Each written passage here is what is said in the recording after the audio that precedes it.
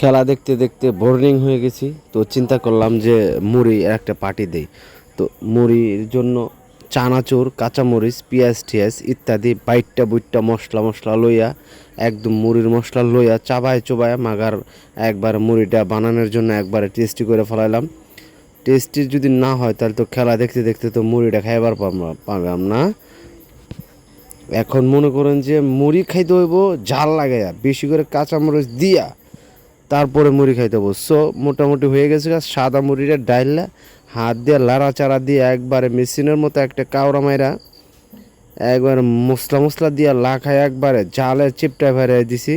তারপর চাবাইতেছি কইমুচি চালার খেলা। মাঝখানে আমার বাংলাদেশের খেলাটা দেখবার লাগছি।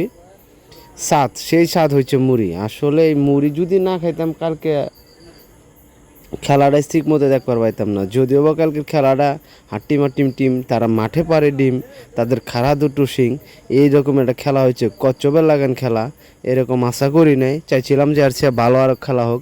আগে ব্যাটিং কইরা উড়া দৌড়া মাইরা মইরা একবারে 200 রান করে ফেলামু, পরে হংকংয়ের চায়না পাঠাই দিব মাত্র 100 রান করে। তো হইল না, আমাদের যারা ছিল তো ভালোই খেলছে, খারাপ খেলে নাই। খেলাটা হচ্ছে একটা পিট খেলা। আমরা সামনে শ্রীলঙ্কার ম্যাচটা এরকম পিট খেলা দেখবার চাই না, খালি মারপিট চাই, মারপিট।